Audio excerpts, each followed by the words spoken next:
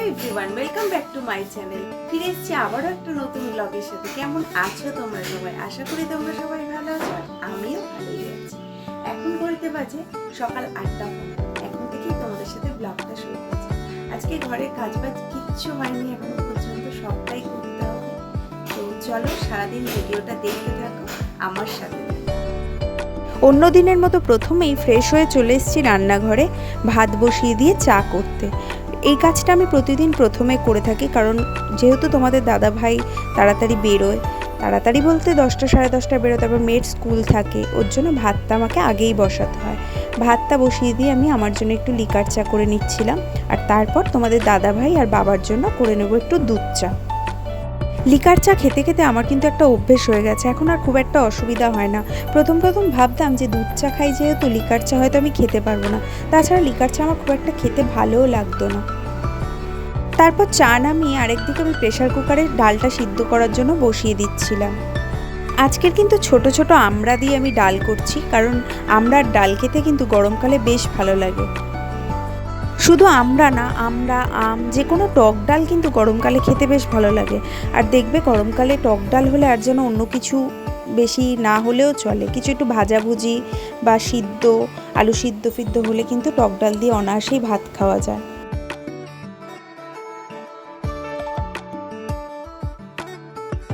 রান্নাঘরে ভাত আর ডালটা হচ্ছে, এদিকে আমি ঘরে চলে এসেছি পাখাটা মুছতে আর ঘরদোরগুলো একটু ঝেড়ে নিতে, কারণ অনেক দিন পাখাটা মোছা হয়নি, বেশ নোংরা পড়ে গেছিলো।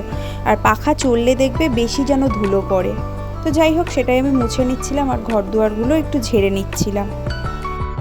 ঘরের এই সমস্ত কাজবাজ কিন্তু আমার রেগুলার করতে বেশ ভালোই লাগে, কিন্তু এতটা গরম পড়েছে কোনো কাজ শান্তিভাবে করা যাচ্ছে না।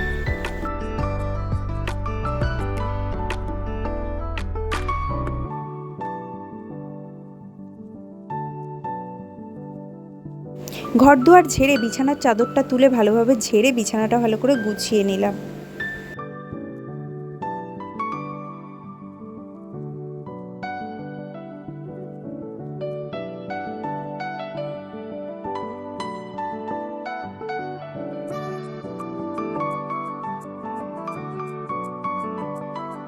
তো আমার ঘর ঝেড়ে বিছানা ঝাড়া কমপ্লিট হয়ে গেছে। এবার আমি ঘরটা মুছে যাব রান্না। তোমাদের দাদাভাই কাটাপোনা মাছ নিয়ে এসেছিল পাতলা করে ঝোল খাবে বলে, কিন্তু যেহেতু আমি ডালটা আগে করে ফেলেছি ওর জন্য আর মাছের ঝোল করলাম না, মাছটা আজকে ভাজাই রেখে দিলাম। ডালের সাথে মাছ ভাজা বেশ ভালোই লাগে।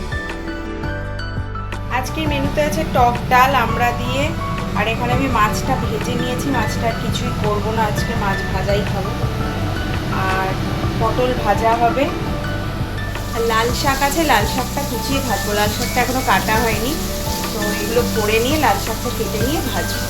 আর তোমাদের দাদাভাই স্নান করে পুজো করছে, মেয়ের স্নান হয়ে গেছে, মেয়েকে খেতে দেবো। মাছ ভাজা ডাল আর পটল ভাজা দিয়ে দেবো, দিয়ে তারপর শাকটা কুচিয়ে ভেজে নেবো।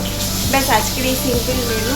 আর এই গরমের মধ্যে না বেশি কিছু যেন রান্না করতেও পারছি না, আর খেতেও ইচ্ছা করে না। অনেক রকম খাবার, অনেক রকম পদ খেতে ইচ্ছা করে, তো এই দিয়েই হয়ে যাবে আমাদের।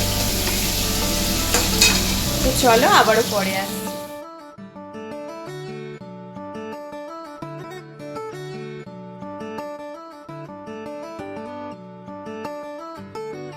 এখানে তো আমার সব রান্নাই হয়ে গেছে, শুধু শাক ভাজাটা বাকি ছিল, ওটা করে নিচ্ছি, করে নিলে হয়ে যাবে। তারপর রান্নাঘর পরিষ্কার, রান্নার প্রচুর বাসন পড়েছে, ওগুলোও মাজতে হবে। কিছু জামা কাপড় আছে, ওগুলো কাচবো, কেচে স্নান করবো। মেয়ের আবার আজকের 1:50 ছুটি, মেয়েকে আনতেও যেতে হবে তাড়াতাড়ি। তারপর মেয়েকে নিয়ে এসে লাঞ্চ করবো। তো চলো টপ করে কাজগুলো সারি।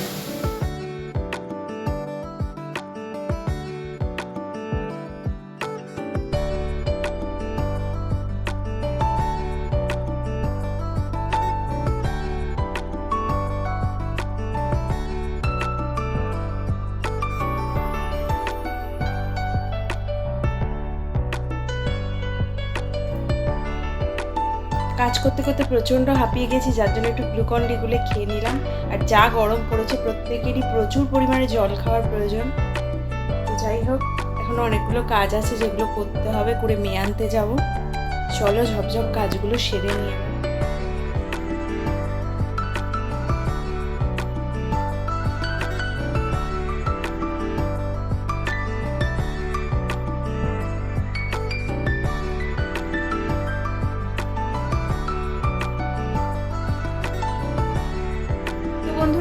সমস্ত কাজবাজ হয়ে গেছে। এই যে আবার গ্যাস পরিষ্কার করে নিয়েছি, বেসিনের সব বাসন কোসন এই যে মাজা হয়ে গেছে, ওখানে মেজে সব উবুর করা হয়ে গেছে।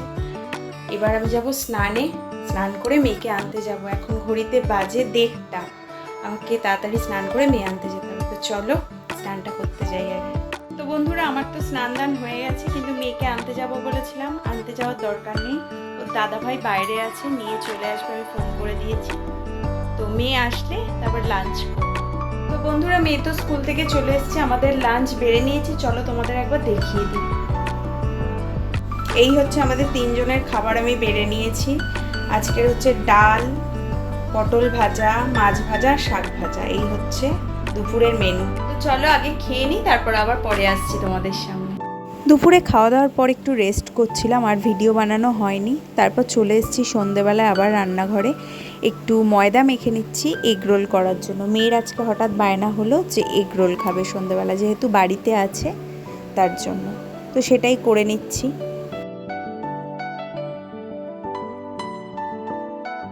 আমি এখানে 3টে এগরোল করার জন্য 3টে রুটি আগে বানিয়ে নিয়েছি, কারণ তোমাদের দাদাভাই এখনও অফিস থেকে ফেরেনি, ও ফিরলে ওকে গরম গরম বানিয়ে দেবো। আমি, বাবা আর মেয়ে 3 জনে খাবো বলে 3টে বানিয়ে নিচ্ছিলাম। আমার মেয়ে কিন্তু বাইরের খাবারের থেকে বাড়ির খাবার খেতে বেশি পছন্দ করে। এই যেমন এগরোল, চাউমিন, এগুলো বিশেষ করে বাড়িরটাই পছন্দ করে। বাইরের এগরোল করলে বড্ড বেশি আলু দেয়, ওটাই পছন্দ নয়।